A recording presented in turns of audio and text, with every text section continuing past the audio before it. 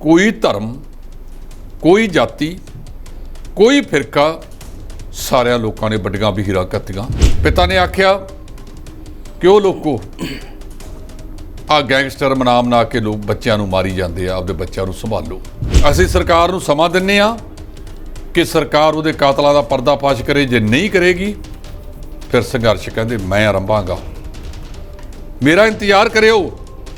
ते जिहड़ियां नकली आइडिया बना के उहदा प्रचार कर रहा, कोई कहता उहदे वास्ते पैसे इकट्ठे करने, फलाना करना, ढींगड़ा करना है, उन्हां तो सचेत रहियो। उन्होंने मीडिया वालियां नूं भी कहा कि बात दा पतंगड़ ना बनाया। जदों इहदी कोख कीती जावेगी तां उस कोख दे विच पता लगेगा कि इहदे जन्मदाता भी सियासतदान ने। ते माता ने की कहा, बहुत बड़ा संदेश देता उस माता चरण कौर ने। उहदे पिता ने आख्या कि बस करो, रब दा वास्ता बहुत हो गया, लोकां दे घरां दे चिराग ना उजाड़ो। वो पंजाब अज याद करो जापान नूं, जिहदी औसतन उम्र लोकां दी 105 साल है, ते जिहड़े पंजाब दी किसी वेले 90 तो 100 साल दे विच हुंदी सी, अज वो 65 तो 70 दे विच रह गई। उहदा कारण भी इहो ही है कि असीं कुदरत दे नाल जिन्ना बिगाड़ करना सी करता। संतुलित खाना असीं खाना नहीं, तड़के सैर भी करते हैं, ਕੰਨਾਂ ਨੂੰ ਬਾਜੇ ਲਾ ਕੇ। ਇੱਕ ਅਧਿਕਾਰੀ ਨੂੰ ਮੈਂ ਕਹਿੰਦੇ ਮੂਹਰੇ ਲਿਖ ਦੋ ਵੀ ਆਪਣੇ ਬਚਾਓ ਵਿੱਚ ਹੀ ਬਚਾਓ ਹੈ, ਦੂਜੇ ਨੇ ਤੁਹਾਨੂੰ ਬਚਾਉਣਾ ਨਹੀਂ। 6 ਜੂਨ ਸੀ, ਉਸ ਤੋਂ ਇੱਕ ਦਿਨ ਪਹਿਲਾਂ ਮੁੱਖ ਮੰਤਰੀ ਭਗਵੰਤ ਸਿੰਘ ਮਾਨ ਵੀ ਜੱਦਰ ਸਾਹਿਬ ਨੂੰ ਮਿਲ ਕੇ ਆਏ, ਬੰਦ ਕਮਰਾ ਮੀਟਿੰਗ ਕੀਤੀ ਜੀ। ਭਾਰਤ ਦਾ ਸੁਪਰੀਮ ਕੋਰਟ ਇਹ ਗੱਲ ਕਹਿੰਦਾ ਹੈ ਕਿ ਸੰਵਿਧਾਨਕ ਦਾਇਰੇ ਵਿੱਚ ਰਹਿ ਕੇ ਖਾਲਿਸਤਾਨ ਦੀ ਮੰਗ ਕਰਨਾ ਕੋਈ ਨਜਾਇਜ਼ ਨਹੀਂ, ਜਾਇਜ਼ ਹੈ। ਕੋਈ ਵੀ ਬੰਦਾ ਜੇ ਸੰਵਿਧਾਨ ਦੇ ਦਾਇਰੇ ਦੇ ਵਿੱਚ ਰਹਿ ਕੇ ਕੋਈ ਗੱਲ ਕਰਦਾ ਹੈ ਉਹ ਗੈਰ ਕਾਨੂੰਨੀ नहीं है। दस्सिया जा रहा है कि एक महाकाल नाम का जिहड़ा व्यक्ति है वह भी काबू किया, संदीप केकड़ा नाम का व्यक्ति भी काबू किया, जिसने उसकी रेखी की सी। ढिल्लों साहब साजिश घाड़े के पिछले पासे कौन सी, ये अजे तक सामने नहीं आया। इन्ना चिर लग गया, 3 जिलों 3 राज्यों की पुलिस कहते डटी हुई है, 3 को 4। ये महाकाल पुणे फड़िया गया, महाराष्ट्र है कि सिक्योरिटी घटाई, उहदे अखबारां 'च नशर करता। ये घटनाक्रम वापरिया। इस घटनाक्रम दे विच वो उत्थे तक किवें पहुँच गई। कोई कहता पाकिस्तान राजस्थान चलिया गया, तो कोई कहता है नेपाल चले गए। मैदान च लै जांदा, बड़ी लोगों च होड़ पई है, सारे भाजपा ਵੱਲ ਨੂੰ जा रहे हैं। असल कारण की है, ये सियासी पार्टियां व्यक्तिगत तौर पर आगू ਵੱਡੇ हो गए तो पार्टियां बौलियां हो गई। सिद्धू मूसेवाला का कतल कांड लगातार पुलिस वालों थां ते छापेमारी की जा रही है, कई तरह के जिहड़े गैंगस्टर ने ते नौजवान भी ने जिहड़े काबू कीते ने। पिछले समय तो ये जिहड़े संदेश ने वो 3 जारी हुंदे ने। नंबर 1 ज्ञानी हरप्रीत सिंह कार्यकारी जथेदार ने जारी किया। उन्होंने संदेश दे विच फिर कहता कि असीं आधुनिक हथियारां की सिखलाई लई अकैडमियां बनावांगे। शस्त्र सिख कौम का अनिखड़वां अंग ने। साडा जिहड़ा गात्रा साडे सिंह पाउंदे ने जां ਸਿੰਘਣੀਆਂ पाउंदियां ने, वो भी सैल्फ डिफेंस अपने बचाव के काम आउंदा है।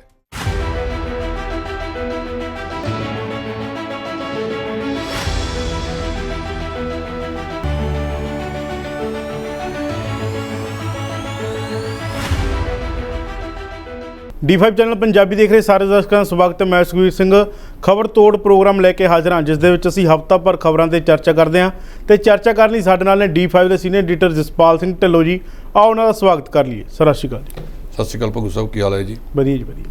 जेकर गल की जाए हफ्ता भर खबरों की, तो सब तो अहम खबर जी रही है सिद्धू मूसेवाला का कतल कांड। लगातार पुलिस वालों थां ते छापेमारी की जा रही है, तो कई तरह के जिहड़े गैंगस्टर ने ते नौजवान भी ने जिहड़े काबू किए ने। इस तो इलावा जेकर गल करिए घल्लूघारा दिवस की, तो वह भी अहम रहा जी। ढिल्लों साहब इहदे बारे की कहना? सब तो पहला मैं ये गल कहा कि घल्लूघारा दिवस जिहड़ा हर साल 1 जून तो 6 जून तक मनाया जाता है,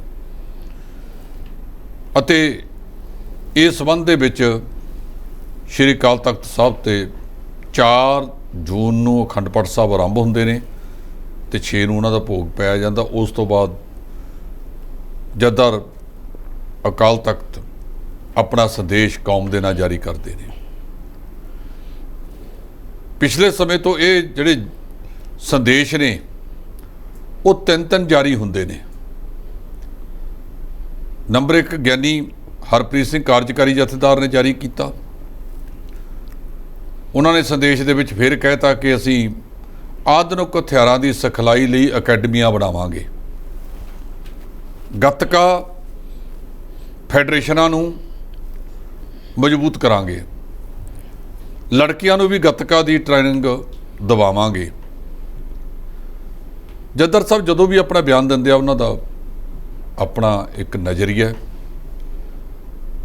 ਲੋਕਾਂ ਦੇ ਵਿੱਚ ਇਹ ਚਰਚਾ ਹੈ ਤੇ ਲੋਕ ਕਹਿੰਦੇ ਵੀ ਹੈ ਕਿ ਜੱਦਰ ਸਾਹਿਬ ਦਾ ਆਪਣਾ ਬਿਆਨ ਨਹੀਂ ਹੁੰਦਾ, ਉਹਨਾਂ ਕੋਲੇ ਬਿਆਨ ਆਉਂਦਾ ਹੈ, ਉਸ ਬਿਆਨ ਨੂੰ ਜੱਦਰ ਸਾਹਿਬ ਪੜ੍ਹ ਦਿੰਦੇ ਆ। ਇਹ ਜੱਦਰ ਸਾਹਿਬ ਜਾਣਨ ਜਾਂ ਪਰ ਉਹਨਾਂ ਨੇ ਐਕਤੀ ਜਿਹੜਾ ਇਹ ਬਿਆਨ ਦਿੱਤਾ ਕਿ ਹਥਿਆਰਾਂ ਦੀ ਮੁੱਢਲੀ ਸਿਖਲਾਈ ਅਸੀਂ ਦਵਾਵਾਂਗੇ। ਇਹ ਚਰਚਾ 'ਚ ਵੀ ਰਿਹਾ। ਸ਼ਸਤਰ ਸਿੱਖ ਕੌਮ ਦਾ ਅਨਿੱਖੜਵਾਂ ਅੰਗ ਨੇ। ਸਾਡਾ ਜਿਹੜਾ ਗਾਤਰਾ ਸਾਡੇ ਸਿੰਘ ਪਾਉਂਦੇ ਨੇ ਜਾਂ ਸਿੰਘਣੀਆਂ ਪਾਉਂਦੀਆਂ ਨੇ, ਉਹ ਵੀ ਸੈਲਫ ਡਿਫੈਂਸ, ਆਪਣੇ ਬਚਾਅ ਦੇ ਕੰਮ ਆਉਂਦਾ ਹੈ। ਇਹ ਵੀ ਇੱਕ ਕਿਸਮ ਦਾ ਜਿਹੜਾ ਜੇ ਗਾਤਰਾ ਕਿਸੇ ਦੇ ਨਾਲ ਹੁੰਦਾ ਉਹ ਗਾਤਰਾ ਵੀ ਮਤਲਬ ਸੈਲਫ ਡਿਫੈਂਸ ਦੇ ਕੰਮ ਵੀ ਆਉਂਦਾ ਹੈ। ਉਹਨਾਂ ਨੇ ਇਹ ਗੱਲ ਐਕਤੀ ਆਪਣੇ ਸੰਦੇਸ਼ ਦੇ ਵਿੱਚ ਆਖੀ ਹੈ। ਦੂਜਾ ਸੰਦੇਸ਼ ਦਿੱਤਾ ਗਿਆ ਭਾਈ ਜਗਤਾਰ ਸਿੰਘ ਹਵਾਰਾ ਵੱਲੋਂ, ਜਿਨ੍ਹਾਂ ਨੂੰ ਸਰਬੱਤ ਖਾਲਸਾ ਨੇ 2015 'ਚ ਆਪਣਾ ਇੱਕ ਸਰਬੱਤ ਖਾਲਸਾ ਕਰਕੇ ਜਥੇਦਾਰ ਬਣਾਇਆ ਸੀ। ਤੀਜਾ ਸੰਦੇਸ਼ ਦਿੱਤਾ ਗਿਆ ਧਿਆਨ ਸਿੰਘ ਮੰਡ ਵੱਲੋਂ, ਜੱਦਰ ਧਿਆਨ ਸਿੰਘ ਮੰਡ। ਉਹਨਾਂ ਦੋਨਾਂ ਨੇ ਇਹੀ ਆਖਿਆ ਕਿ ਸਿੱਖੀ ਨੂੰ ਜਿਹੜੇ ਚੁਫੇਰਿਓਂ ਹਮਲੇ ਹੋ ਰਹੇ ਨੇ ਇਹਦੇ ਤੇ ਸੁਚੇਤ ਰਹਿਣ ਦੀ ਲੋੜ ਹੈ ਔਰ ਲੋਕਾਂ ਨੂੰ ਬਾਣੀ ਤੇ ਬਾਣੇ ਨਾਲ ਜੁੜਨਾ ਚਾਹੀਦਾ ਹੈ। ਉਹਨਾਂ ਨੂੰ ਹੋਰ ਮਜ਼ਬੂਤੀ ਨਾਲ ਕੰਮ ਕਰਨ ਦੀ ਜ਼ਰੂਰਤ ਹੈ ਤੇ ਜਿਹੜੀਆਂ ਸ਼ਕਤੀਆਂ ਸਿੱਖ ਕੌਮ ਨੂੰ ਕਮਜ਼ੋਰ ਕਰਨਾ ਚਾਹੁੰਦੀਆਂ ਨੇ ਉਹਨਾਂ ਸ਼ਕਤੀਆਂ ਦਾ ਡਟ ਕੇ ਮੁਕਾਬਲਾ ਕਰਨ ਦੀ ਅਜੋਕੇ ਸਮੇਂ ਦੇ ਵਿੱਚ ਜ਼ਰੂਰਤ ਹੈ। ਇਹ ਉਹਨਾਂ ਦੇ ਸੰਦੇਸ਼ ਸੀਗੇ। ਹੁਣ ਆ ਗਈ ਗੱਲ ਤੁਹਾਡੀ ਸ਼ੁਭਦੀਪ ਸਿੰਘ ਸਿੱਧੂ ਮੂਸੇਵਾਲਾ ਦੀ। ਇੱਕ ਗੱਲ ਮੈਂ ਹੋਰ ਕਰ ਦਿਆਂ ਕਿ ਜਿੱਦਣ 6 ਜੂਨ ਸੀ ਉਸ ਤੋਂ ਇੱਕ ਦਿਨ ਪਹਿਲਾਂ ਮੁੱਖ ਮੰਤਰੀ ਭਗਵੰਤ ਸਿੰਘ ਮਾਨ ਵੀ ਜੱਦਰ ਸਾਹਿਬ ਨੂੰ ਮਿਲ ਕੇ ਆਏ, ਬੰਦ ਕਮਰਾ ਮੀਟਿੰਗ ਕੀਤੀ ਜੀ।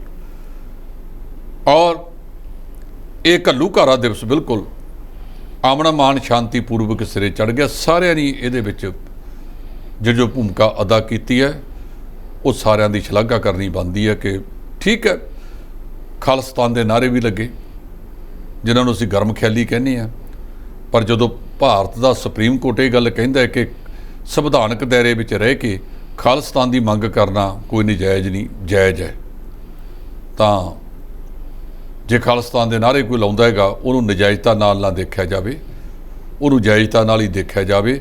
ਕੋਈ ਵੀ ਬੰਦਾ ਜੇ ਸੰਵਿਧਾਨ ਦੇ ਦਾਇਰੇ ਦੇ ਵਿੱਚ ਰਹਿ ਕੇ ਕੋਈ ਗੱਲ ਕਰਦਾ ਹੈ ਉਹ ਗੈਰ ਕਾਨੂੰਨੀ ਨਹੀਂ ਹੈਗੀ। ਹੁਣ ਸ਼ੁਭਦੀਪ ਸਿੰਘ ਸਿੱਧੂ ਮੂਸੇਵਾਲਾ ਜਿਹਦਾ 29 ਮਈ ਨੂੰ ਕਤਲ ਹੁੰਦਾ ਤੇ 8 ਜੂਨ ਨੂੰ ਉਹਨਾਂ ਦੇ ਪਿੰਡ ਮੂਸਾ ਵਿਖੇ ਲੋਕਾਂ ਨੇ ਯਾਦਗਾਰ ਦੇ ਉੱਤੇ ਜਾ ਕੇ ਵੀ ਉਹਨੂੰ ਸਜਦਾ ਕੀਤਾ ਤੇ ਮਾਨਸਾ ਦੀ ਅਨਾਜ ਮੰਡੀ ਦੇ ਵਿੱਚ ਉਹ ਇਕੱਠ ਹੋ ਗਿਆ ਜਿਹੜਾ ਬਹੁਤ ਵੱਡਾ ਸੀ, ਆਪਣੇ ਆਪ ਦੇ ਵਿੱਚ ਅਹਿਮ ਸੀ। ਉਹਦੇ 'ਚ ਸੁਖਵੀਰ ਤੁਸੀਂ ਦੇਖੋ ਵੀ ਕੋਈ ਧਰਮ, ਕੋਈ ਜਾਤੀ, ਕੋਈ ਫਿਰਕਾ, ਸਾਰਿਆਂ ਲੋਕਾਂ ਨੇ ਵੱਡੀਆਂ ਵਹੀਰਾਂ ਕੱਤੀਆਂ ਤੇ ਉੱਥੇ ਜਾ ਕੇ ਆਪ ਦੇ ਜਿਹੜਾ ਵੱਡਾ ਗਾਇਕ ਸੀ, ਚਹੇਤਾ ਗਾਇਕ ਸੀ, ਉਹਦੇ ਸ਼ਰਧਾਂਜਲੀ ਸਮਾਰੋਹ ਤੇ ਜਾ ਕੇ ਸ੍ਰੀ ਗੁਰੂ ਗ੍ਰੰਥ ਸਾਹਿਬ ਦੀ ਹਜ਼ੂਰੀ ਵਿੱਚ ਨਤਮਸਤਕ ਹੋਏ, ਸ਼ਰਧਾਂਜਲੀਆਂ ਭੇਟ ਕੀਤੀਆਂ ਔਰ ਉਹਦੀ ਮਾਤਾ ਤੇ ਪਿਤਾ ਨੇ ਬਹੁਤ ਭਾਵਪੂਰਕ ਲੋਕਾਂ ਨੂੰ ਸੁਨੇਹੇ ਦਿੱਤੇ। ਪਿਤਾ ਨੇ ਆਖਿਆ ਕਿ ਉਹ ਲੋਕੋ ਆ ਗੈਂਗਸਟਰ ਮਨਾ ਕੇ ਲੋਕ ਬੱਚਿਆਂ ਨੂੰ ਮਾਰੀ ਜਾਂਦੇ ਆ, ਆਪਦੇ ਬੱਚਿਆਂ ਨੂੰ ਸੰਭਾਲੋ। ਮੈਂ ਇਸ ਗੱਲ ਦੀ ਪ੍ਰੋੜਤਾ ਕਰਦਾ ਕਿ ਜਿੰਨੀਆਂ ਪੰਜਾਬ ਦੀਆਂ ਸਿਆਸੀ ਪਾਰਟੀਆਂ ਨੇ ਇਹਨਾਂ ਨੇ ਅੱਜ ਤੱਕ ਕਿਸੇ ਨੇ ਇਸ ਚੀਜ਼ ਦਾ ਖੁਲਾਸਾ ਨਹੀਂ ਕੀਤਾ, ਇਸ ਚੀਜ਼ ਤੇ ਗੱਲ ਨਹੀਂ ਕੀਤੀ ਕਿ ਇਹ ਜਿਹੜੇ ਗੈਂਗਸਟਰ ਨੇ ਪੈਦਾ ਕਿਉਂ ਹੋ ਰਹੇ ਨੇ। ਨਾ ਅੱਜ ਤੱਕ ਕਿਸੇ ਨੇ ਇਹ ਦੱਸਿਆ ਕਿ ਨਕਸਲਾਈਟ ਕਿਉਂ ਪੈਦਾ ਹੋਏ ਸੀ, ਖੜਕੂ ਕਿਉਂ ਪੈਦਾ ਹੋਏ ਸੀ। ਇਹ ਸਾਰਾ ਕੁਝ ਲੋਕਾਂ ਨੂੰ, ਲੋਕ ਚਾਹੁੰਦੇ ਨੇ, ਪਤਾ ਹੈ ਲੋਕਾਂ ਨੂੰ, ਵੈਸੇ ਇਹਦੇ ਤੋਂ ਪਰਦਾ ਚੱਕਿਆ ਜਾਵੇ ਕਿ ਕਿਉਂ ਇਹ ਗੈਂਗਸਟਰ ਬਣੇ ਨੇ। ਇਸ ਕਰਕੇ ਇਸ ਮਾਮਲੇ ਦੇ ਵਿੱਚ ਪਤਾ ਲੱਗਣਾ ਚਾਹੀਦਾ ਹੈ ਕਿ ਇਹਦੇ ਪਿੱਛੇ ਕੌਣ ਹੈ। ਜਦੋਂ ਇਹਦੀ ਕੋਖ ਕੀਤੀ ਜਾਵੇਗੀ ਤਾਂ ਉਸ ਕੋਖ ਦੇ ਵਿੱਚ ਪਤਾ ਲੱਗੇਗਾ ਕਿ ਇਹਦੇ ਜਨਮਦਾਤਾ ਵੀ ਸਿਆਸਤਦਾਨ ਨੇ। ਕਈਆਂ ਨੇ ਖੁਲਾਸੇ ਕੀਤੇ ਕਿ ਸਾਨੂੰ ਪੈਦਾ ਫਲਾਣੇ ਬੰਦੇ ਨੇ ਕੀਤਾ, ਸਾਨੂੰ ਵਰਤ ਕੇ ਬਾਅਦ ਦੇ ਵਿੱਚ ਸਾਨੂੰ ਦੂਜੇ ਪਾਸੇ ਧੱਕਤਾ। ਇਹ ਗੱਲ ਕਈਆਂ ਨੇ ਕੀਤੀ ਹੈ। ਉਹਦੇ ਪਿਤਾ ਨੇ ਆਖਿਆ ਕਿ ਬਸ ਕਰੋ, ਰੱਬ ਦਾ ਵਾਸਤਾ, ਬਹੁਤ ਹੋ ਗਿਆ, ਲੋਕਾਂ ਦੇ ਘਰਾਂ ਦੇ ਚਿਰਾਗ ਨਾ ਉਜਾੜੋ। ਅਸੀਂ ਸਰਕਾਰ ਨੂੰ ਸਮਾਂ ਦਿੰਦੇ ਹਾਂ ਕਿ ਸਰਕਾਰ ਉਹਦੇ ਕਾਤਲਾਂ ਦਾ ਪਰਦਾਫਾਸ਼ ਕਰੇ। ਜੇ ਨਹੀਂ ਕਰੇਗੀ ਫਿਰ ਸੰਘਰਸ਼ ਕਹਿੰਦੇ ਮੈਂ ਆਰੰਭਾਂਗਾ, ਮੇਰਾ ਇੰਤਜ਼ਾਰ ਕਰਿਓ। ਤੇ ਜਿਹੜੀਆਂ ਨਕਲੀ ਆਈਡੀਆਂ ਬਣਾ ਕੇ ਉਹਦਾ ਪ੍ਰਚਾਰ ਕਰ ਰਿਹਾ, ਕੋਈ ਕਹਿੰਦਾ ਉਹਦੇ ਵਾਸਤੇ ਪੈਸੇ ਇਕੱਠੇ ਕਰਨੇ, ਫਲਾਨਾ ਕਰਨਾ, ਢੀਂਗੜਾ ਕਰਨਾ ਹੈ, ਉਹਨਾਂ ਤੋਂ ਸੁਚੇਤ ਰਹੋ। ਉਹਨਾਂ ਨੇ ਮੀਡੀਆ ਵਾਲਿਆਂ ਨੂੰ ਵੀ ਕਿਹਾ ਕਿ ਬਾਤ ਦਾ ਬਤੰਗੜ ਨਾ ਬਣਾਇਆ ਕਰੋ। ਉੱਥੇ ਹਰ ਵਰਗ ਦਾ ਵਿਅਕਤੀ ਗਿਆ ਤੇ ਮਾਤਾ ਨੇ ਕੀ ਕਿਹਾ, ਬਹੁਤ ਵੱਡਾ ਸੰਦੇਸ਼ ਦਿੱਤਾ ਉਸ ਮਾਤਾ ਚਰਨ ਕੌਰ ਨੇ। ਮਾਤਾ ਜੀ ਕਹਿੰਦੇ ਨੇ ਜਿਹੜਾ ਕੰਮ ਇਹਨਾਂ ਸਿਆਸੀ ਲੋਕਾਂ ਨੇ ਕਰਨਾ ਸੀ, ਲੋਕਾਂ ਨੂੰ ਨਾਲ ਲੈ ਕੇ ਉਹਦੇ ਤੋਂ ਭੱਜ ਗਏ ਤਾਂ, ਤੇ ਮਾਤਾ ਨੇ ਕਿਹਾ ਕਿ ਉਹਦੀ ਯਾਦ ਦੇ ਵਿੱਚ ਭਾਵੇਂ ਇੱਕ ਇੱਕ ਬੂਟਾ ਲਾ ਦਿਓ। ਇਹ ਵਾਤਾਵਰਣ ਦੇ ਵਿੱਚ ਜਿਹੜਾ ਵਿਗਾੜ ਪਿਆ ਹੈ, ਇਹਨੂੰ ਬਚਾਉਣ ਵਾਸਤੇ ਆਓ ਸਾਰੇ ਜਣੇ ਰਲ ਕੇ ਉਹਦੇ ਜਨਮ ਦਿਨ, ਕੱਲ੍ਹ ਜਨਮ ਦਿਨ ਸੀ ਉਹਦਾ 12 ਜੂਨ ਨੂੰ, ਤੇ ਆਪਾਂ ਸਾਰੇ ਜਣੇ ਉਹਦੇ ਜਨਮ ਦਿਨ ਦੇ ਉੱਤੇ ਘੱਟੋ ਘੱਟ ਇੱਕ ਇੱਕ ਬੂਟਾ ਲਾਈਏ ਨਹੀਂ, ਉਹ ਬੂਟੇ ਨੂੰ ਪਾਲੀਏ। ਕਲੰਕਿਤ ਕਰਤਾ ਇਹਨਾਂ ਨੇ। ਤੇ ਜਦੋਂ ਮੰਤਰੀ ਸੰਤਰੀ ਪਤਾ ਨਹੀਂ ਕਿਹੜੇ ਕਿਹੜੇ ਬੂਟੇ ਛਕ ਰਹੇ ਨੇ, ਤੇ ਅਜਿਹੇ ਮੌਕੇ ਦੇ ਵਿੱਚ ਇਹ ਸੰਤੁਲਨ ਤਾਂ ਹੀ ਰਹੂਗਾ ਵਾਤਾਵਰਣ ਦਾ ਜੇ ਅਸੀਂ ਵੱਧ ਤੋਂ ਵੱਧ ਜੰਗਲਾਤ ਉਗਾਵਾਂਗੇ, ਜਿਹਦੇ ਵਾਸਤੇ ਸਾਰਿਆਂ ਨੇ ਵਿਸਲਾਪਨ ਕੀਤਾ ਵਾ। ਨਾ ਸਰਕਾਰਾਂ, ਨਾ ਉਹਨਾਂ ਦੇ MLA, ਨਾ ਕਿਸਾਨ, ਨਾ ਫੈਕਟਰੀਆਂ ਵਾਲੇ, ਨਾ ਕਲੋਨੀਆਂ ਵਾਲੇ। ਕਲੋਨੀਆਂ ਬਣਾਉਂਦੇ ਨੇ, ਉਹਦੇ ਵਿੱਚ ਛੱਡਿਆ ਜਾਂਦਾ ਗ੍ਰੀਨ ਬੈਲਟ ਹੈ, ਹਰਿਆਲੀ ਵਾਲੀ ਬੈਲਟ ਹੈ, ਉਹਦੇ ਤੇ ਵੀ ਛੱਤਾਂ ਪਾ ਕੇ ਉਹ ਸਾਰੀਆਂ ਕਰਕੇ ਪੈਸੇ ਕਮਾਉਣ ਦਾ ਜਿਹੜਾ ਇੱਥੇ ਢੌਂਗ ਤੁਰ ਪਿਆ, ਢਗਭੰਜ ਕਰਨ ਲੱਗੇ ਨੇ। ਇਹਨੇ ਮਨੁੱਖਤਾ ਦਾ ਘਾਣ ਕੀਤਾ। ਉਹ ਪੰਜਾਬ ਅੱਜ ਯਾਦ ਕਰੋ ਜਾਪਾਨ ਨੂੰ, ਜਿਹਦੀ ਔਸਤਨ ਉਮਰ ਲੋਕਾਂ ਦੀ 105 ਸਾਲ ਹੈ, ਤੇ ਜਿਹੜੇ ਪੰਜਾਬ ਦੀ ਕਿਸੇ ਵੇਲੇ 90 ਤੋਂ 100 ਸਾਲ ਦੇ ਵਿੱਚ ਹੁੰਦੀ ਸੀ, ਅੱਜ ਉਹ 65 ਤੋਂ 70 ਦੇ ਵਿੱਚ ਰਹਿ ਗਈ। ਉਹਦਾ ਕਾਰਨ ਵੀ ਇਹੋ ਹੀ ਹੈ ਕਿ ਅਸੀਂ ਕੁਦਰਤ ਦੇ ਨਾਲ ਜਿੰਨਾ ਵਿਗਾੜ ਕਰਨਾ ਸੀ ਕਰਤਾ। ਇਹ ਮਨੁੱਖ ਨੇ ਆਪਣੇ ਪੈਰਾਂ ਤੇ ਕੁਹਾੜੀ ਆਪ ਮਾਰ ਲਈ। ਤੇ ਅਗਲੇ ਸਮਿਆਂ ਦੇ ਵਿੱਚ ਜਦੋਂ ਪਤਾ ਲੱਗੇਗਾ, ਅੱਜ 18 ਸਾਲ 20 ਸਾਲ ਦੇ ਬੱਚਿਆਂ ਨੂੰ ਹਾਰਟ ਅਟੈਕ ਹੋ ਰਹੇ ਨੇ, ਅੱਖਾਂ ਦੀਆਂ ਬਿਮਾਰੀਆਂ ਪੈਦਾ ਹੋ ਰਹੀਆਂ ਨੇ, ਉਹਨਾਂ ਦੇ ਸ਼ੂਗਰ ਵੱਧ ਰਹੀ ਹੈ, ਕਿਸੇ ਦਾ ਬਲੱਡ ਪ੍ਰੈਸ਼ਰ ਵੱਧ ਰਿਹਾ ਹੈ। ਸੰਤੁਲਿਤ ਖਾਣਾ ਅਸੀਂ ਖਾਣਾ ਨਹੀਂ। ਤੜਕੇ ਸੈਰ ਵੀ ਕਰਦੇ ਆ, ਕੰਨਾਂ ਨੂੰ ਬਾਜੇ ਲਾ ਕੇ ਮੋਟਰਸਾਈਕਲਾਂ ਤੇ ਕਾਰਾਂ ਦੇ ਵਿੱਚ ਤੁਰੇ ਫਿਰਦੇ ਆ, ਤੇ ਜਦੋਂ ਹਾਦਸੇ ਵਾਪਰ ਜਾਂਦੇ ਨੇ, ਆਪ ਦਾ ਤਾਂ ਉਹਨਾਂ ਨੇ ਵਿਗਾੜਨਾ ਹੀ ਵਿਗਾੜਨਾ ਹੈ ਤੇ ਦੂਜੇ ਦਾ ਵੀ ਵਿਗਾੜ ਦਿੰਦੇ ਨੇ। ਇਸੇ ਕਰਕੇ ਤਾਂ ਬੱਸਾਂ 'ਤੇ ਲਿਖਿਆ ਹੁੰਦਾ ਸੀ ਬਚਾਓ ਵਿੱਚ ਹੀ ਬਚਾਓ ਹੈ। ਮੈਂ ਕਿਹਾ ਇੱਕ ਅਧਿਕਾਰੀ ਨੂੰ, ਮੈਂ ਕਿਹਾ ਇਹਦੇ ਮੂਹਰੇ ਲਿਖ ਦਿਓ ਵੀ ਆਪਣੇ ਬਚਾਓ ਵਿੱਚ ਹੀ ਬਚਾਓ ਹੈ, ਦੂਜੇ ਨੇ ਤੁਹਾਨੂੰ ਬਚਾਉਣਾ ਨਹੀਂ ਜੀ। ਇਸ ਤੋਂ ਇਲਾਵਾ ਇੱਕ ਗੱਲ ਕੀਤੀ ਸਿੱਧੂ ਮੂਸੇਵਾਲਾ ਦੇ ਕਾਤਲਾਂ ਦੀ, ਤਾਂ ਲਗਾਤਾਰ ਜਿਹੜੀ ਪੁਲਿਸ ਵੱਲੋਂ ਜਾਂਚ ਕੀਤੀ ਜਾ ਰਹੀ ਹੈ, ਤੇ ਦੱਸਿਆ ਜਾ ਰਿਹਾ ਕਿ ਇੱਕ ਮਹਾਕਾਲ ਨਾਂ ਦਾ ਜਿਹੜਾ ਵਿਅਕਤੀ ਆ ਉਹ ਵੀ ਕਾਬੂ ਕੀਤਾ ਗਿਆ, ਸੰਦੀਪ ਕੇਕੜਾ ਨਾਂ ਦਾ ਵਿਅਕਤੀ ਵੀ ਕਾਬੂ ਕੀਤਾ, ਜਿਸ ਨੇ ਉਹਦੀ ਰੇਖੀ ਕੀਤੀ ਸੀ। ਢਿੱਲੋਂ ਸਾਹਿਬ, ਅਜੇ ਤੱਕ ਇਹ ਕਹਾਣੀਆਂ ਪੁਲਿਸ ਦੀਆਂ ਨੇ। ਕੌਣ ਉਹਦਾ ਸਾਜ਼ਿਸ਼ ਘਾੜਾ ਸੀ, ਸਾਜ਼ਿਸ਼ ਘਾੜੇ ਦੇ ਪਿਛਲੇ ਪਾਸੇ ਕੌਣ ਸੀ, ਇਹ ਅਜੇ ਤੱਕ ਸਾਹਮਣੇ ਨਹੀਂ ਆਇਆ। ਮੈਂ ਅਕਸਰ ਕਹਿੰਦਾ ਹੁੰਦਾ ਕਿ ਸਾਡਾ ਸਿਸਟਮ ਉਸ ਕਿਸਮ ਦਾ ਬਣ ਗਿਆ, ਸੱਪ ਨਿਕਲਦਾ ਹੈ, ਲਕੀਰਾਂ ਨੂੰ ਦਬ-ਦਬ ਸੋਟੇ ਮਾਰੀ ਜਾਂਦੇ ਨੇ ਤੇ ਹੁਣ ਵੀ ਉਹੀ ਕੁਝ ਹੋ ਰਿਹਾ ਹੈ। ਇੰਨਾ ਚਿਰ ਲੱਗ ਗਿਆ, 3 ਜ਼ਿਲ੍ਹਿਆਂ 3 ਰਾਜਾਂ ਦੀ ਪੁਲਿਸ ਕਹਿੰਦੇ ਡਟੀ ਹੋਈ ਹੈ, 3 ਕੋਈ 4। ਇਹ ਮਹਾਕਾਲ ਪੁਣੇ ਫੜਿਆ ਗਿਆ, ਮਹਾਰਾਸ਼ਟਰ ਹੈ। ਦਿੱਲੀ ਦੀ ਪੁਲਿਸ ਲੱਗੀ ਵੀ HS ਧਾਲੀਵਾਲ, ਉਹਨਾਂ ਦੇ ਸੀਨੀਅਰ ਅਧਿਕਾਰੀ ਨੇ, ਉਹ ਬੜੇ ਖੁਲਾਸੇ ਕਰਦੇ ਨੇ। ਤੇ ਪੰਜਾਬ ਦੀ ਪੁਲਿਸ ਵੀ ਲੱਗੀ ਵੀ ਹੈ। ਜਦੋਂ ਦਿੱਲੀ ਦੀ ਪੁਲਿਸ ਨੇ ਬਹੁਤ ਸਾਰਾ ਖੁਲਾਸਾ ਪੰਜਾਬ ਪੁਲਿਸ ਨਾਲ ਕੀਤਾ ਤੇ ਪੰਜਾਬ ਪੁਲਿਸ ਚੌਕਸ ਕਿਉਂ ਨਾ ਹੋਈ? ਇੱਥੇ ਜੇ ਅਣਜਾਣ ਨੂੰ ਤੁਸੀਂ ਗੱਡੀ ਫੜਾ ਦਿਓਗੇ, ਵਿੱਚ ਮਾਰ ਕੀ ਆਊਗਾ? ਬੰਦਿਆਂ ਨੇ ਕਿਹਾ ਕਿ ਨੌਜਵਾਨਾਂ ਨੂੰ ਲੈ ਕੇ ਜਾਵਾਂ, ਕਿਸੇ ਬਜ਼ੁਰਗ ਨੂੰ ਲੈ ਕੇ ਨਹੀਂ ਜਾਣਾ। ਬਰਾਤ ਦੇ ਵਿੱਚ ਅਖੀਰ ਲਿਜਾਇਆ ਗਿਆ। ਪੰਜਾਬ ਦੀ ਸਰਕਾਰ ਤੇ ਲੋਕ ਤੰਜ ਕੱਸਦੇ ਨੇ ਕਿ ਸਿਕਿਉਰਿਟੀ ਘਟਾਓ, ਜਿੰਨੀ ਮਰਜ਼ੀ ਘਟਾਓ, ਜਿੰਨੀ ਮਰਜ਼ੀ ਵਧਾਓ। 424 ਬੰਦਿਆਂ ਦੀ ਸਿਕਿਉਰਿਟੀ ਘਟਾਈ ਤੇ ਸਰਕਾਰ ਨੂੰ ਜੂ ਟਰਨ ਭਾਵ ਥੁੱਕ ਕੇ ਚੱਟਣਾ ਪਿਆ। ਤੇ ਜੇ ਇਹ ਸਾਰਾ ਐਕਸਰਸਾਈਜ਼ ਕਰਨ ਤੋਂ ਪਹਿਲਾਂ ਸੋਚ ਲਿਆ ਜਾਂਦਾ, ਜਿਹਦੇ ਬਿਨਾਂ ਮਤਲਬ ਤੋਂ ਦੰਦ ਲਾਉਂਦੇ ਤੁਰੇ ਫਿਰਦੇ ਆ, ਵਾਪਸ ਲਓ। ਜਿਨ੍ਹਾਂ ਨੂੰ ਜ਼ਰੂਰਤ ਹੈ ਉਹਨਾਂ ਦੀ ਰਾਖੀ ਕਰਨਾ ਜਿਹੜੀ ਰਾਜ ਸਰਕਾਰ ਹੁੰਦੀ ਹੈ ਉਹਦੀ ਜ਼ਿੰਮੇਵਾਰੀ ਹੁੰਦੀ ਹੈ। ਤੇ ਜਿਹੜਾ ਕੰਮ ਤੁਸੀਂ ਕੀਤਾ, 424 ਬੰਦਿਆਂ ਦੀ ਸਿਕਿਉਰਿਟੀ ਵਾਪਸ ਲੈ ਕੇ ਨਾਲ ਦੀ ਨਾਲ ਉਹਨਾਂ ਨੂੰ ਜੱਗ ਜ਼ਾਹਰ ਵੀ ਕਰਤਾ। ਅੱਜ ਲੋਕ ਇਹ ਸਾਰੇ ਘਟਨਾਕ੍ਰਮ ਨੂੰ ਸ਼ੱਕ ਦੇ ਘੇਰੇ 'ਚ ਦੇਖਦੇ ਨੇ ਕਿ ਸਿਕਿਉਰਿਟੀ ਘਟਾਈ, ਉਹਦੇ ਅਖਬਾਰਾਂ 'ਚ ਨਸ਼ਰ ਕਰਤਾ, ਸੋਸ਼ਲ ਮੀਡੀਆ 'ਚ ਨਸ਼ਰ ਕਰਤਾ ਤੇ 4 ਦਿਨਾਂ ਬਾਅਦ ਹੁਣ 5 ਅੰਗ ਰੱਖਕ ਵੀ ਦੋਨਾਂ ਨੂੰ ਉਹਦੇ ਮਾਂ ਪਿਓ ਨੂੰ ਦੇਤੇ। ਇਹਦਾ ਮਤਲਬ ਲੋਕਾਂ ਨੂੰ ਸੁਚੇਤ ਕਰਨਾ ਸੀ ਕਿ ਸਿੱਧੂ ਮੂਸੇਵਾਲੇ ਨੂੰ ਜਿਹੜੇ ਅੰਗ ਰੱਖਕ ਨੇ ਉਹਦੇ ਤੋਂ ਰਹਿਤ ਕਰ ਦਿੱਤਾ। ਇਹ ਵੀ ਇੱਕ ਸ਼ੱਕ ਹੈ। ਇਸੇ ਕਰਕੇ ਪੰਜਾਬ ਸਰਕਾਰ ਤੇ ਉਹਦੇ ਪਿਤਾ ਬਲਕੌਰ ਸਿੰਘ ਵਿਸ਼ਵਾਸ ਨਹੀਂ ਕਰਦੇ, ਨਾ ਪੰਜਾਬ ਪੁਲਿਸ ਤੇ ਕਰਦੇ ਹੈ। ਉਹਨਾਂ ਨੇ ਕੇਂਦਰ ਦੇ ਗ੍ਰਹਿ ਮੰਤਰੀ ਨੂੰ ਮਿਲ ਕੇ ਮੰਗ ਕੀਤੀ ਕਿ ਸਾਡੀ ਕੇਂਦਰੀ ਏਜੰਸੀ ਤੋਂ, NIA ਤੋਂ, CBI ਤੋਂ ਜਾਂ ਜਿਹੜੀ ਕੋਈ ਹੋਰ ਏਜੰਸੀ ਹੈ ਉਸ ਤੋਂ ਸਾਡੇ ਪੁੱਤ ਦੀ ਜਾਂਚ ਕਰਾ ਦਿੱਤੀ ਜਾਵੇ। ਪਹਿਲਾਂ ਉਹਨਾਂ ਨੇ ਮੰਗ ਕੀਤੀ ਸੀ ਪੰਜਾਬ ਸਰਕਾਰ ਤੋਂ ਕਿ ਹਾਈ ਕੋਰਟ ਦੇ ਜੱਜ ਸਾਹਿਬ ਤੋਂ ਕਰਾਈ ਜਾਵੇ, ਜਿਹਨੂੰ ਮੁੱਖ ਜੱਜ ਸਾਹਿਬ ਨੇ ਇਸ ਕਰਕੇ ਰੱਦ ਕਰ ਦਿੱਤਾ ਕਿ ਸਾਡੇ ਕੋਲ ਪਹਿਲੇ ਹੀ ਜੱਜਾਂ ਦੀ ਘਾਟ ਹੈ। ਜੇ ਜੱਜ ਹੀ ਇਸ ਕੰਮ ਤੇ ਲੱਗ ਗਏ ਫਿਰ ਆ ਪੁਲਿਸ IB ਫਲਾਨਾ ਢਿਮਕਾ ਕਾਹਦੇ ਵਾਸਤੇ ਬੈਠੀਆਂ ਨੇ ਇੱਥੇ?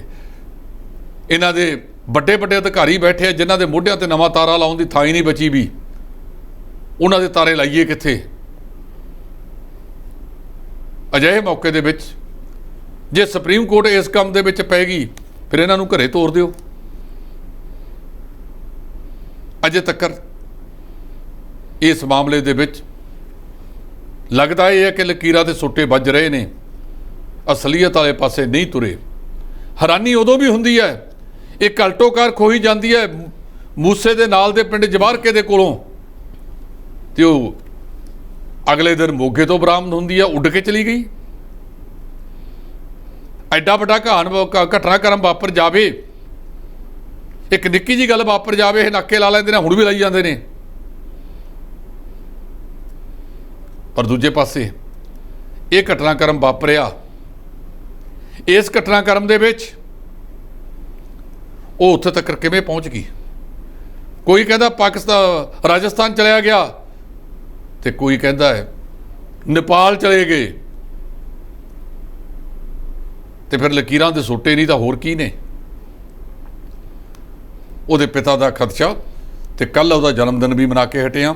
ਉਹਨਾਂ ਦੇ ਚਹੇਤੇ ਵੱਡੇ ਗਾਇਕ ਗੁਰਦਾਸ ਮਾਨ ਸਾਹਿਬ ਵੀ ਕੱਲ੍ਹ ਫੇਰ ਦੁਬਾਰਾ ਉਹਨਾਂ ਦੇ ਘਰ ਜਾ ਕੇ ਆਏ ਨੇ ਔਰ ਲੋਕਾਂ ਨੇ ਆਪੋ ਆਪਣੇ ਢੰਗ ਦੇ ਨਾਲ ਆਪਣੇ ਚਹੇਤੇ ਗਾਇਕ ਨੂੰ ਜਨਮ ਦਿਨ ਦੇ ਉੱਤੇ ਵੀ ਯਾਦ ਕੀਤਾ। ਜੀ, ਇਸ ਤੋਂ ਇਲਾਵਾ ਇੱਕ ਗੱਲ ਕੀਤੀ ਜਾਵੇ ਕਾਂਗਰਸੀ ਲੀਡਰਾਂ ਦੀ, ਤਾਂ ਕਾਂਗਰਸੀ ਲੀਡਰ ਭਗਵੰਤ ਮਾਨ ਨੂੰ ਮਿਲਣ ਉਹਨਾਂ ਦੀ ਰਿਹਾਇਸ਼ ਤੇ CM ਰਿਹਾਇਸ਼ ਤੇ ਪਹੁੰਚੇ ਸਨ, ਜਿੱਥੇ ਉਹਨਾਂ ਨੂੰ ਪਹਿਲਾਂ ਗ੍ਰਿਫਤਾਰ ਕੀਤਾ ਗਿਆ, ਫਿਰ ਬਾਅਦ ਦੇ ਵਿੱਚ ਜਿਹੜਾ ਰਿਹਾ ਕਰ ਦਿੱਤਾ ਗਿਆ। ਜੀ ਦੇਖੋ, ਇਹਦੇ ਵਿੱਚ ਜੇ ਸਰਕਾਰ ਦੀ ਗੱਲ ਸੁਣੀਏ, ਉਹ ਕਹਿੰਦੇ ਆ ਕਿ ਭ੍ਰਿਸ਼ਟਾਚਾਰੀ ਨੂੰ ਮਾਮਲੇ ਦੇ ਉੱਤੇ ਮੈਨੂੰ ਮਿਲਣ ਆਏ ਸੀ। ਚਲੋ ਭ੍ਰਿਸ਼ਟਾਚਾਰੀ ਦੇ ਮਿਲਣ ਤੇ ਵੀ ਆਏ ਹੋਣ, ਤੁਹਾਨੂੰ ਮਿਲ ਲੈਣਾ ਚਾਹੀਦਾ ਸੀ। ਸਾਹਮਣੇ ਬਹਾ ਕੇ ਜੁੱਤੀਆਂ ਲਾਉਂਦੇ ਇਹਨਾਂ ਦੇ ਕਿ ਆਹ ਬੰਦੇ ਭ੍ਰਿਸ਼ਟਾਚਾਰੀ ਦੇ ਮਾਮਲੇ 'ਚ ਹਮਾਇਤ 'ਤੇ ਆਏ ਨੇ, ਪਰ ਨਾਮ ਮਿਲਣਾ ਤਾਂ ਬੜੀ ਗਲਤ ਗੱਲ ਆ। ਪਹਿਲਾਂ ਤੁਸੀਂ ਕਹਿੰਦੇ ਕੀ ਹੁੰਦੇ ਸੀ? ਅੱਜ ਜਿਹੜੀ ਪੋਜੀਸ਼ਨ ਤੇ ਤੁਸੀਂ ਬਹਿ ਗਏ ਹੋ, ਤੁਸੀਂ ਪਹਿਲਾਂ ਤਾਂ ਇਹ ਕਿਹਾ ਸੀ ਕਿ ਸਰਕਾਰ ਲੋਕ ਦਰਬਾਰ ਤੋਂ ਚੱਲਿਆ ਕਰੇਗੀ। ਇੱਕ ਦਿਨ ਵੀ ਕਦੇ ਲੋਕ ਦਰਬਾਰ 'ਚ ਗਏ ਹੋ? ਉਹ ਕਹਿੰਦੇ ਨੇ ਕਿ ਮੁੱਖ ਮੰਤਰੀ ਸਾਹਿਬ ਘਰੇ ਸੀ ਤੇ ਮਿਲੇ ਨਹੀਂ। ਹੋ ਸਕਦਾ ਉਹ ਸਾਧੂ ਸਿੰਘ ਧਰਮਸੋਤ ਦੀ ਹਮਾਇਤ ਹੀ ਗਏ ਹੋਣ ਤੇ ਉਹਨਾਂ ਨੇ ਬਾਅਦ ਦੇ ਵਿੱਚ ਕਿਹਾ ਵੀ ਅਸੀਂ ਤਾਂ ਅਮਨ ਕਾਨੂੰਨ ਦੀ ਸਥਿਤੀ ਦੇ ਮਾਮਲੇ ਤੇ ਗਏ ਸੀ। ਰੌਲਾ ਇਸ ਗੱਲ ਦਾ ਵੀ ਪੈਂਦਾ ਹੈ, ਸਰਕਾਰੀ ਧਿਰ ਕਹਿੰਦੀ ਹੈ ਕਿ ਇਹ ਮੁੱਖ ਮੰਤਰੀ ਸਾਹਿਬ ਤੋਂ ਟਾਈਮ ਨਹੀਂ ਲੈ ਕੇ ਆਏ। ਉਹ ਕਹਿੰਦੇ ਨੇ ਟਾਈਮ ਲਿਆ ਸੀ। ਉਹ ਉੱਥੇ ਧਰਨਾ ਦੇਣ ਵਾਸਤੇ ਬਹਿ ਗਏ। ਜੋ ਡਰਾਮਾ ਪੁਲਿਸ ਕਰਦੀ ਹੁੰਦੀ ਹੈ, ਸਿਆਸੀਆਂ ਦਾ ਤੇ ਪੁਲਿਸ ਦਾ ਡਰਾਮਾ ਇੱਕ ਹੁੰਦਾ ਹੈ, 12 ਕੁ ਵਜੇ ਗ੍ਰਿਫਤਾਰ ਕਰ ਲਓ, 5 ਵਜੇ ਛੱਡ ਦਿਓ।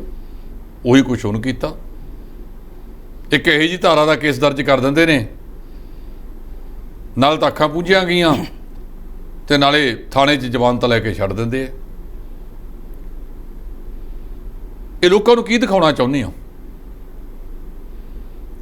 ਮੁੱਦਿਆਂ ਦੇ ਉੱਤੇ ਕੰਮ ਕਰੋ। ਹੁਣ ਤੱਕ ਪੰਜਾਬ ਦੇ ਵਿੱਚ ਜਿਹੜੀਆਂ ਸਿਆਸੀ ਲੋਕਾਂ ਨੇ ਡਰਾਮੇਬਾਜ਼ੀਆਂ ਕੀਤੀਆਂ, ਇਹ ਪੰਜਾਬ ਦਾ ਬੇੜਾ ਗਰਕ ਆਰਥਿਕ ਤੌਰ ਤੇ ਇਸੇ ਕਰਕੇ ਹੋਇਆ ਕਿ ਅਸਲੀ ਮੰਗਾਂ ਵੱਲ ਮੂੰਹ ਨਹੀਂ ਕਰਨਾ, ਪਿੱਠਾਂ ਨਹੀਂ, ਤੇ ਦੂਜਾ ਜਿਹੜੀਆਂ ਡਰਾਮੇਬਾਜ਼ੀਆਂ ਨੇ ਉਹਦੇ ਵੱਲ ਮੂੰਹ ਕਰਕੇ ਲੋਕਾਂ ਨੂੰ ਗੁੰਮਰਾਹ ਤੇ ਬੇਵਕੂਫ ਬਣਾਇਆ ਜਾ ਰਿਹਾ ਹੈ। ਉਧਰੋਂ ਬਾਜਵਾ ਸਾਹਿਬ ਨੇ ਕਹਿਤਾ ਕਿ ਅਸੀਂ ਭਗਵੰਤ ਮਾਨ ਦੇ ਸੱਦੇ ਤੇ ਹੁਣ ਕਦੇ ਵੀ ਨਹੀਂ ਜਾਵਾਂਗੇ। ਸੈਸ਼ਨ ਆਉਣਾ ਹੈ, ਸੈਸ਼ਨ ਦੇ ਵਿੱਚ ਦੁਪਹਿਰ ਦਾ ਭੋਜਨ ਜਾਂ ਸ਼ਾਮ ਦਾ ਭੋਜਨ ਬੁਲਾਇਆ ਜਾਂਦਾ, ਇੱਕ ਵਾਰੀ ਆਪੋਜੀਸ਼ਨ ਲੀਡਰ ਵੱਲੋਂ ਵੀ ਹੁੰਦਾ ਹੈ। ਉਹ ਕਹਿੰਦੇ ਉਹਦੇ ਤੇ ਅਸੀਂ ਨਹੀਂ ਜਾਵਾਂਗੇ। ਤੁਹਾਡੀ ਮਰਜ਼ੀ। ਚੰਗਾ ਕੱਲ੍ਹ ਨੂੰ ਇਹ ਵੀ ਕਹਿ ਦਿਓ ਕਿ ਅਸੀਂ ਵਿਧਾਨ ਸਭਾ ਸੈਸ਼ਨ 'ਚ ਵੀ ਨਹੀਂ ਜਾਵਾਂਗੇ। ਉਹਨਾਂ ਕੋਲ 92 ਬੰਦੇ ਨੇ, ਜੋ ਕੁਛ ਉਹਨਾਂ ਨੇ ਪਾਸ ਕਰਨਾ ਆਪੇ ਕਰ ਲੈਣਗੇ। ਸਰਕਾਰ ਆਪਦੀ ਭੂਮਿਕਾ ਅਦਾ ਕਰੇ ਤੇ ਵਿਰੋਧੀ ਧਿਰ ਵਾਲੀ ਭੂਮਿਕਾ ਅਦਾ ਕਰੇ, ਤਾਂ ਕਿ ਲੋਕਾਂ ਨੂੰ ਉਹਦੇ ਵਿੱਚੋਂ ਕੁਛ ਨਾ ਕੁਛ ਗ੍ਰਹਿਣ ਹੋਵੇ, ਪੰਜਾਬ ਨੂੰ ਗ੍ਰਹਿਣ ਹੋਵੇ। ਪੰਜਾਬ ਜਿੱਥੇ ਲਿਜਾ ਕੇ ਇਹਨਾਂ ਸਿਆਸੀ ਪਾਰਟੀਆਂ ਨੇ ਛੱਡਤਾ, ਉਹ ਅੱਜ ਕੂਕ ਰਿਹਾ ਹੈ ਕਿ ਮੈਨੂੰ ਬਚਾ ਲਓ। ਨੌਜਵਾਨੀ ਜਾਂ ਤਾਂ ਨਸ਼ਿਆਂ ਵੱਲ ਜਾ ਰਹੀ ਹੈ ਕਿਉਂਕਿ ਕੰਮ ਹੈ ਨਹੀਂ, ਤੇ ਦੁਕਾਨਾਂ ਇੰਨੀਆਂ ਖੋਲ੍ਹਤੀਆਂ, ਬੇਰੁਜ਼ਗਾਰੀ ਦਾ ਉਦੋਂ ਵੱਡਾ ਸੱਪ ਹਰ ਵਾਰ ਪੈਦਾ ਕਰ ਦਿੰਦੀਆਂ ਨੇ। ਜੇ ਇਸ ਸਾਲ 2 ਲੱਖ ਬੇਰੁਜ਼ਗਾਰ ਹੋਇਆ, ਅਗਲੇ ਸਾਲ 1.5 ਲੱਖ ਹੋਰ ਜੁੜ ਗਿਆ ਉਹਦੇ ਵਿੱਚ। ਪਲੇਸਮੈਂਟ ਕਿੰਨੀ ਕੀਤੀ ਹੈ, ਸਾਧਨ ਕਿੰਨੇ ਪੈਦਾ ਕੀਤੇ ਨੇ ਰੁਜ਼ਗਾਰ ਦੇ, ਉਹ ਕਿਤੇ ਨਹੀਂ ਦੱਸਿਆ ਜਾ ਰਿਹਾ। ਨੌਜਵਾਨ ਬੇਕਾਰ ਹੋ ਰਿਹਾ ਹੈ। ਆ ਬੀਐਡ ਕਾਲਜ, ਨਰਸਿੰਗ ਕਾਲਜ, ਆ ਫਲਾਨਾ ਕਾਲਜ, ਢੀਂਗੜਾ ਕਾਲਜ, ਤੇ ਉਹਨਾਂ ਦੀ ਨੌਕਰੀ ਦਾ ਬੰਦੋਬਸਤ ਕਿਹਨੇ ਕਰਨਾ ਹੈ? ਜਦੋਂ ਤੱਕ ਇਸ ਧਰਤੀ ਦੇ ਉੱਤੇ ਸਵੈ ਰੁਜ਼ਗਾਰ ਦੀ ਪ੍ਰਫੁੱਲਤਾ ਨਹੀਂ ਹੁੰਦੀ, ਲੋਕਾਂ ਨੂੰ ਸਵੈ ਰੁਜ਼ਗਾਰ ਵਾਲੇ ਪਾਸੇ ਪ੍ਰੇਰਿਆ ਨਹੀਂ ਜਾਂਦਾ, ਤੇ ਜਿਹੜੀ ਆ ਲੋਟੂ ਜਮਾਤ ਉਹਨਾਂ ਦੇ ਕੰਮ ਕਰਨ ਦੇ ਵਿੱਚੋਂ ਵੀ ਲੁੱਟ ਕਰਦੀ ਆ, ਉਹਨਾਂ ਨੂੰ ਬਚਾਇਆ ਨਹੀਂ ਜਾਂਦਾ। ਰੇਹੜੀਆਂ ਸਭ ਨੇ ਕਹਿਦੀਆਂ ਸੀ ਬਾਹਰ ਕੱਢਣੀਆਂ ਨੇ। ਦੁਕਾਨਾਂ ਦੇ ਮੂਹਰੇ ਜਿਹੜਾ ਫੜੀ ਤੇ ਰੇਹੜੀ ਲਾਉਂਦਾ ਹੈ, ਦੁਕਾਨ ਵਾਲਾ ਪੈਸੇ ਲੈਂਦਾ 300-400 ਰੁਪਇਆ ਰੋਜ਼ ਦਾ। ਕਾਹਦਾ ਲੈਂਦਾ ਹੈ? ਸਰਕਾਰੀ ਖਾਤੇ ਦੇ ਵਿੱਚ ਉਹਦੇ ਵਿੱਚੋਂ 100 ਰੁਪਇਆ ਪਾਉਂਦਾ, ਜੇ 300 ਲੈਂਦਾ ਰੋਜ਼ ਦਾ ਤਾਂ 100 ਸਰਕਾਰ ਨੂੰ ਦੇਵੇ। ਨਾ ਸਰਕਾਰਾਂ ਦੀ ਨੀਅਤ ਹੈ ਤੇ ਨਾ ਲੋਕਾਂ ਦੀ ਨੀਅਤ ਹੈ। ਤੇ ਟਰੱਕ ਦੇ ਪਿੱਛੇ ਲਿਖਿਆ ਹੋਇਆ ਸੀ ਵੀ ਇਹ ਤਾਂ ਇੱਦਾਂ ਹੀ ਚੱਲੂ, ਤੇ ਭਗਵੰਤ ਮਾਨ ਸਾਹਿਬ ਤੁਸੀਂ ਕਹਿੰਦੇ ਹੁੰਦੇ ਸੀ ਤਾਂ ਇੱਦਾਂ ਹੀ ਚੱਲੂ, ਤੇ ਉਹ ਇੱਦਾਂ ਚੱਲੂ ਵਾਲੇ ਟਰੱਕ ਨੂੰ ਬਦਲ ਦਿਓ, ਸਟੀਅਰਿੰਗ ਤੇ ਤੁਸੀਂ ਬੈਠੇ ਹੋ। ਜੀ, ਜੇਕਰ ਗੱਲ ਕੀਤੀ ਹੈ ਪੰਜਾਬ ਸਰਕਾਰ ਦੀ, ਤਾਂ ਪੰਜਾਬ ਸਰਕਾਰ ਨੇ ਆਬਕਾਰੀ ਨੀਤੀ ਹੈ ਜਿਹੜੀ ਉਹਦੀ ਨਵੀਂ ਪਾਲਿਸੀ ਲਾਗੂ ਕੀਤੀ ਹੈ ਜੀ। ਦੇਖੋ, ਪੰਜਾਬ ਸਰਕਾਰ ਨੇ ਜਿਹੜੀ ਨਵੀਂ ਪਾਲਿਸੀ ਨੀਤੀ ਹੈ ਜਿਹੜੀ ਜਾਰੀ ਕੀਤੀ ਹੈ, ਜੇ ਉਹ ਨੀਤੀ ਨੂੰ ਪੜ੍ਹੀਏ, ਜੋ ਸਰਕਾਰ ਦਾਅਵਾ ਕਰਦੀ ਹੈ, ਜੇ ਸਰਕਾਰ ਉਹਦੇ ਤੇ ਚੱਲ ਪਏ, ਸਰਕਾਰ ਦੇ 2 ਦਾਅਵੇ ਨੇ। ਇੱਕ ਤਾਂ ਬਹੁਤ ਸਾਰੇ ਰਾਜਾਂ ਨੇ ਪਹਿਲਾਂ ਸ਼ਰਾਬਬੰਦੀ ਕਰਕੇ ਦੇਖ ਲਈ, ਉਹਦਾ ਕੋਈ ਅਸਰ ਨਹੀਂ ਨਿਕਲਿਆ, ਨੁਕਸਾਨ ਹੋਇਆ, ਲੋਕ ਯੂਜ਼ ਟੂ ਹੋ ਗਏ, ਪੀਣ ਲੱਗ ਗਏ। ਪਿਛਲੀ ਅਕਾਲੀ ਭਾਜਪਾ ਸਰਕਾਰ ਨੇ 6,000 ਕਰੋੜ ਤੱਕ ਇਹਦੀ ਕਮਾਈ ਲਿਜਾ ਕੇ ਛੱਡੀ ਸੀ। ਉਹਨਾਂ 10 ਸਾਲਾਂ ਦੇ ਵਿੱਚ ਵੀ ਸਵਾਲ ਬਹੁਤ ਉੱਠਦੇ ਸੀ, ਤੇ ਮਗਰੋਂ ਆ ਗਏ ਚਾਚਾ ਜੀ ਕੈਪਟਨ ਅਮਰਿੰਦਰ ਸਿੰਘ। 50 ਸਾਲਾਂ ਦੇ ਵਿੱਚ ਇਹਨਾਂ ਲੋਕਾਂ ਨੇ 1000 ਕਰੋੜ ਦਾ ਵਾਅਦਾ ਕੀਤਾ। ਸਰਕਾਰ 'ਚ ਆਉਣ ਤੋਂ ਪਹਿਲਾਂ ਬੜੇ ਲੋਕਾਂ ਨਾਲ ਇਹਨਾਂ ਨੇ ਐਲਾਨਨਾਮੇ ਕੀਤੇ ਸੀ, ਆਹ ਕਰ ਦਿਆਂਗੇ, ਉਹ ਕਰ ਦਿਆਂਗੇ, ਫਲਾਨਾ ਕਰ ਦਿਆਂਗੇ। ਤੇ ਜੇ ਸਰਕਾਰ ਹੁਣ ਚਾਹੁੰਦੀ ਹੈ ਕਿ ਅਸੀਂ 40% ਇਨਕਰੀਜ਼ ਲੈ ਜਾਣਾ ਹੈ, ਵਾਧਾ ਲੈ ਜਾਣਾ ਹੈ, ਜਿਹੜੀ ਇਹਨਾਂ ਦੀ 7000 ਦੇ ਕਰੋੜ ਸੀ ਉਹਨੂੰ 9600 ਕਰੋੜ ਤੇ ਲੈ ਕੇ ਜਾਣਾ ਹੈ। ਜੇ 2600 ਕਰੋੜ ਰੁਪਈਆ ਸਰਕਾਰ ਦੇ ਖਜ਼ਾਨੇ 'ਚ ਵੱਧ ਪਵੇ ਤੇ ਸਰਕਾਰ ਲੋਕਾਂ ਨੂੰ ਸਹੂਲਤ ਦੇ ਸਕਦੀ ਹੈ। ਜੇ ਇਹਨੂੰ ਅਮਲੀ ਜਾਮਾ ਸਰਕਾਰ ਨੇ ਪਹਿਨਾ ਲਿਆ ਤੇ ਲੋਕਾਂ ਨੂੰ 20% ਤੱਕ ਇਹ ਚੀਜ਼ ਸ਼ਰਾਬ ਵਗੈਰਾ ਸਸਤੀ ਮਿਲੇ ਤੇ ਲੋਕਾਂ ਦੇ ਵਿੱਚ ਤਾਂ ਇਹਦੀ ਖੁਸ਼ੀ ਹੋਏਗੀ, ਉਹਨਾਂ ਦਾ ਬਜਟ ਘਟੇਗਾ। ਜੇ ਅਸੀਂ ਇਹ ਕਹਿ ਦਈਏ, ਜਿੰਨਾ ਮਰਜ਼ੀ ਕਹਿ ਲਓ ਕਿ ਇਹ ਨਸ਼ਾ ਪ੍ਰਮੋਟ ਕਰਦੇ ਆ, ਜਦੋਂ ਸਰਕਾਰ ਤੌਰ ਤੇ ਨੀਤੀ ਬਣੀ ਆ, ਪ੍ਰਮੋਟ ਕਾਹਦਾ ਹੈ? ਡਾਕਟਰ ਧਰਮਵੀਰ ਗਾਂਧੀ ਨੇ ਤਾਂ ਪਾਰਲੀਮੈਂਟ 'ਚ ਕਹਿਤਾ ਸੀਗਾ ਕਿ ਅਫੀਮ ਤੇ ਭੁੱਕੀ ਦੀ ਖੇਤੀ ਨੂੰ ਲੀਗਲਾਈਜ਼ ਕਰੋ, ਕਾਨੂੰਨੀ ਅਧਿਕਾਰ ਦੇ ਅਧੀਨ ਲਿਆਓ। ਜਿੰਨੀ ਮਾਲੀਆ ਇੱਥੋਂ ਇਕੱਤਰ ਹੁੰਦਾ ਉਨਾ ਹੀ ਮਾਲੀਆ ਉੱਥੋਂ ਇਕੱਤਰ ਹੋ ਜਾਏਗਾ। ਜੇ 9600 ਇੱਥੋਂ ਹੁੰਦਾ, 9600 ਉੱਥੇ, ਦੋਆਂ ਚੀਜ਼ਾਂ ਤੋਂ ਤੁਹਾਡਾ 19000 ਕਰੋੜ ਦੇ ਲਗਭਗ ਜਾ ਸਕਦਾ ਹੈ। ਅਸੀਂ ਕਿਸੇ ਨਸ਼ੇ ਦੇ ਪ੍ਰਮੋਟ ਕਰਨ ਦੇ ਹੱਕ 'ਚ ਨਹੀਂ, ਪਰ ਜੇ ਇਹਦੀ ਥਾਂ ਦੇ ਉੱਤੇ ਰਵਾਇਤੀ ਨਸ਼ੇ ਜਿਹੜੇ ਲੋਕ ਕੰਮ ਕਰਦੇ ਸੀ, ਫੀਮ ਖਾ ਕੇ ਕੰਮ ਕਰਦੇ ਸੀ, ਭੁੱਕੀ ਖਾ ਕੇ ਕੋਈ ਡਿੱਗਿਆ ਪਿਆ ਥੋੜ੍ਹਾ ਦੇਖਿਆ, ਤੇ ਜਿਹੜੇ ਆਹ ਸਿੰਥੈਟਿਕ ਨਸ਼ੇ ਜਿਨ੍ਹਾਂ ਦੀ ਸਰਪ੍ਰਸਤੀ ਸਿਆਸਤਦਾਨ, ਅਧਿਕਾਰੀ ਤੇ ਹੋਰ ਕਰਦੇ ਨੇ, ਇਹ ਖਤਮ ਹੋ ਸਕਦੇ ਸੀ। ਜਿਨ੍ਹਾਂ ਨੇ ਮਨੁੱਖ ਦੇ ਸਰੀਰ ਦਾ ਵੀ ਨਾਸ ਕਰਤਾ ਤੇ ਉਹਨਾਂ ਦੀ ਜੀਵਨ ਲੀਲਾ ਵੀ ਸਮਾਪਤ ਕਰਤੀ। ਤੇ ਜਿਹੜਾ ਅਫੀਮ ਦਾ ਨਸ਼ਾ, ਅਫੀਮ ਤਾਂ ਘੱਟੋ ਘੱਟ 50 ਤੋਂ 60 ਆਯੁਰਵੈਦਿਕ ਦੀਆਂ ਦਵਾਈਆਂ ਵਿੱਚ ਵੀ ਵਰਤੀ ਜਾਂਦੀ ਹੈ। ਬਹੁਤ ਸਾਰੇ ਡਾਕਟਰ ਕਹਿੰਦੇ ਨੇ ਜੇ ਕਿਸੇ ਨੂੰ ਪੈਰਾਲਾਈਜ਼ ਦਾ ਅਟੈਕ ਹੋ ਜਾਵੇ ਅਧਰੰਗ ਦਾ, ਤਾਂ ਡਾਕਟਰ ਦਾ ਪਹਿਲਾ ਸਵਾਲ ਹੁੰਦਾ ਹੈ ਕਿ ਫੀਮ ਪਈ ਹੈ, ਥੋੜੀ ਜਿਹੀ ਘੋਲ ਕੇ ਤੁਰੰਤ ਦੇ ਦਿਓ। ਉਹ ਚੀਜ਼ ਦਵਾਈਆਂ 'ਚ ਵੀ ਕੰਮ ਆਉਂਦੀ ਹੈ। ਨੀਤੀ ਸਰਕਾਰ ਨੇ ਬਣਾਉਣੀ ਹੈ ਕਿ ਉਹਨੂੰ ਨਸ਼ਾ ਲਾਉਣਾ ਹੈ ਜਾਂ ਉਹਨੂੰ ਸਹਾਇਤਾ ਵਜੋਂ ਕੰਮ ਕਰਨਾ ਹੈ। ਨਸ਼ਾ ਕੋਈ ਵੀ ਹੋਵੇ, ਅਸੀਂ ਨਸ਼ੇ ਦੇ ਬਿਲਕੁਲ ਖਿਲਾਫ ਹੈ, ਪਰ ਜੇ ਉਹਦੀ ਥਾਂ ਦੇ ਉੱਤੇ ਸਾਡੇ ਇਹ ਨੌਜਵਾਨ ਚਿੱਟੇ ਦੇ ਟੀਕੇ ਲਾਈ ਜਾਣ, ਇਹ ਬਿਲਕੁਲ ਠੀਕ ਕਿਹਾ ਬਹੁਤ ਸਾਰੇ ਆਗੂਆਂ ਨੇ ਕਿ ਚਿੱਟੇ ਦੇ ਉੱਤੇ ਨਿੱਕੀਆਂ ਮੋਟੀਆਂ ਆ ਕੀੜੀਆਂ ਮਕੌੜੀਆਂ ਜਾਂ ਮਛਲੀਆਂ ਫੜੀ ਜਾਂਦੇ ਨੇ, ਵੱਡੇ ਮਗਰਮੱਛਾਂ ਨੂੰ ਹੱਥ ਪਾਓ। ਜ਼ਮੀਨਾਂ ਦੇ ਵਿੱਚ ਵੀ ਆ ਨਿੱਕਿਆਂ ਮੋਟਿਆਂ ਨੂੰ ਧਾਲੀਵਾਲ ਸਾਹਿਬ ਨਾ ਕਾਬੂ ਕਰੋ, ਵੱਡੇ ਕਾਬੂ ਕਰ ਦਿਓ, ਹੇਠਲੇ ਆਪਣੇ ਆਪ ਸੁੱਤਾ ਜਾਣਗੇ। ਇਹ ਕਹਿਣਾ ਕਿ ਆਹ ਕਰਤਾ ਉਹ ਕਰਤਾ, ਜਿੱਦਣ ਵੱਡਿਆਂ ਤੇ ਤੁਸੀਂ ਹੱਥ ਪਾ ਲਿਆ, ਭਾਵੇਂ ਨਸ਼ਾ ਹੈ ਤੇ ਭਾਵੇਂ ਆ ਜ਼ਮੀਨਾਂ ਦੇ ਕਬਜ਼ੇ ਨੇ, ਹੇਠਲੇ ਲੋਕਾਂ ਨੇ ਆਪਣੇ ਆਪ ਤੁਹਾਡੇ ਕਾਬੂ ਆ ਜਾਣਾ, ਆਪਣੇ ਆਪ ਸਿੱਧੇ ਲਾਈਨ ਤੇ ਆ ਜਾਣਗੇ। ਜੀ, ਜੇਕਰ ਗੱਲ ਕੀਤੀ ਜਾਵੇ ਸੰਗਰੂਰ ਜਿਮਨੀ ਚੋਣ ਦੀ, ਤਾਂ ਸੰਗਰੂਰ ਜਿਮਨੀ ਚੋਣ ਨੂੰ ਲੈ ਕੇ ਲਗਾਤਾਰ ਜਿਹੜੀਆਂ ਸਾਰੀਆਂ ਪਾਰਟੀਆਂ ਨੇ ਉਹਨੇ ਆਪੋ ਆਪਣੇ ਉਮੀਦਵਾਰ ਐਲਾਨ ਦਿੱਤੇ ਨੇ ਤੇ ਪੂਰਾ ਅੱਡੀ ਚੋਟੀ ਦਾ ਜਿਹੜਾ ਜ਼ੋਰ ਲਗਾਇਆ ਜਾ ਰਿਹਾ ਚੋਣ ਪ੍ਰਚਾਰ ਦੇ। ਦੇਖੋ ਇਸ ਵੇਲੇ ਜਿਹੜਾ ਪ੍ਰਚਾਰ ਹੈ ਤੇ ਬਹੁਤ ਸਾਰੇ ਚੈਨਲਾਂ ਦੇ ਉੱਤੋਂ ਜਿਹੜਾ ਹੁਣ ਤੱਕ ਦਾ ਆ ਰਿਹਾ, ਭਾਵੇਂ ਪਾਰਟੀਆਂ 5 ਖੜੀਆਂ ਨੇ, ਸ਼੍ਰੋਮਣੀ ਅਕਾਲੀ ਦਲ ਨੂੰ ਕੋਈ ਉਮੀਦਵਾਰ ਨਹੀਂ ਲੱਭਿਆ ਆਪਣਾ, ਉਹਨਾਂ ਨੇ ਇੱਕ ਸਿਆਸੀ ਦਾ ਖੇਡਿਆ ਬੀਬੀ ਰਾਜੋਆਣਾ ਨੂੰ ਲਿਆ ਕੇ। ਬੀਬੀ ਰਾਜੋਆਣਾ ਪਹਿਲਾਂ ਵੀ ਚੋਣ ਲੜ ਚੁੱਕੀ ਆ ਪਟਿਆਲੇ ਤੋਂ। ਉਹਨਾਂ ਨੂੰ ਪਹਿਲਾਂ ਉਹਨਾਂ ਨੇ ਕਿਹਾ ਕਿ ਮੈਂ ਆਪਦੇ ਭਰਾ ਨੂੰ ਪੁੱਛਾਂਗੀ, ਉਹਨਾਂ ਨੇ ਬਲਵੰਤ ਸਿੰਘ ਰਾਜੋਆਣਾ ਸਾਹਿਬ ਨੂੰ ਪੁੱਛਿਆ, ਉਹਨਾਂ ਨੇ ਹਾਂ ਕਰਤੀ ਤੇ ਉਹ ਆ ਗਏ ਮੈਦਾਨ 'ਚ। ਉਹ ਕਹਿੰਦੇ ਆ ਕਿ ਬੰਦੀ ਸਿੰਘਾਂ ਦੇ ਮਾਮਲੇ ਦੇ ਵਿੱਚ ਸਾਡੀ ਹਮਾਇਤ ਕਰੋ, ਸਾਨੂੰ ਸਾਂਝਾ ਉਮੀਦਵਾਰ ਐਲਾਨੋ। ਭੈਣ ਕਮਲਦੀਪ ਕੌਰ ਤੁਹਾਨੂੰ ਸਾਂਝਾ ਉਮੀਦਵਾਰ ਬਣਾਇਆ ਜਾ ਸਕਦਾ ਸੀ ਜੇ ਤੁਸੀਂ ਆਜ਼ਾਦ ਤੌਰ ਤੇ ਐਲਾਨ ਕਰਦੇ ਪਹਿਲਾਂ ਕਿ ਮੈਂ ਖੜੀ ਹੋਵਾਂਗੀ, ਸਾਰੀਆਂ ਧਾਰਮਿਕ ਜਥੇਬੰਦੀਆਂ ਮੇਰੀ ਹਮਾਇਤ ਕਰਨ। ਤੇ ਜਦੋਂ ਤੁਸੀਂ ਉਹ ਛਤਰੀ ਤੇ ਬਹਿ ਗਏ ਜਿਹਦੇ ਉਮੀਦਵਾਰ ਤਾਂ 3 ਜਿੱਤੇ ਨੇ, ਸੰਗਰੂਰ ਜਦੋਂ ਜਿੱਤਿਆ ਕੋਈ ਨਹੀਂ, ਇੱਕ ਉਹਨਾਂ ਦਾ ਸਹਿਯੋਗੀ ਜਿੱਤਿਆ ਹੈ, 9 ਦੇ 9 ਵਿਧਾਨ ਸਭਾ ਹਲਕਿਆਂ ਦੇ ਵਿੱਚ ਕੋਈ ਨਹੀਂ ਜਿੱਤਿਆ ਤੁਸੀਂ ਮੈਦਾਨ 'ਚੋਂ। ਦੂਜੇ ਪਾਸੇ ਸਿਮਰਨਜੀਤ ਸਿੰਘ ਮਾਨ ਦਾਅਵਾ ਕਰਦੇ ਨੇ, ਤੁਸੀਂ ਕਹੇ ਵੀ ਮਾਨ ਸਾਹਿਬ ਮੇਰੀ ਮਦਦ ਕਰਨ, ਮਾਨ ਸਾਹਿਬ ਬਹੁਤ ਕੁਝ ਬੋਲ ਚੁੱਕੇ ਨੇ, ਉਹ ਉਹਨਾਂ ਤੇ ਛੱਡ ਦਈਏ। ਤੇ ਮਾਨ ਸਾਹਿਬ ਕਹਿੰਦੇ ਮੇਰੇ ਤੋਂ ਵੱਡਾ ਬੰਦੀ ਸਿੰਘ ਕੌਣ ਆ, ਮੈਂ ਜੇਲ੍ਹਾਂ ਵੀ ਕੱਟੀਆਂ, ਤਸੀਹੇ ਵੀ ਚੱਲੇ ਆ, ਇਹ 'ਚ ਕੋਈ ਸ਼ੱਕ ਵੀ ਨਹੀਂ। ਤੁਸੀਂ ਉਸੇ ਗੱਲ ਤੋਂ ਅੰਦਾਜ਼ਾ ਲਾ ਲਓ ਕਿ 3 ਮਈ ਨੂੰ ਜਿਹੜੀ ਮੀਟਿੰਗ ਬੰਦੀ ਸਿੰਘਾਂ ਦੇ ਬਾਰੇ ਸੱਦੀ ਗਈ ਸੀ, ਉਹਦਾ ਕੀ ਬਣਿਆ ਕਮੇਟੀ ਦਾ।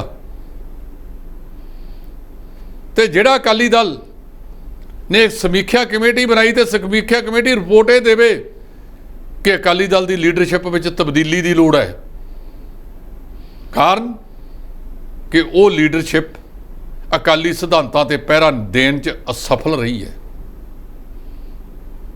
ਪਹਿਲੀ ਵਾਰ ਹਾਰੇ ਤਾਂ 14-15 ਸੀਟਾਂ ਆ ਗਈਆਂ ਤੇ ਐਕਤੀ ਤਾਂ ਜਮਾ 3+1 ਹੀ ਰਹਿ ਗਿਆ।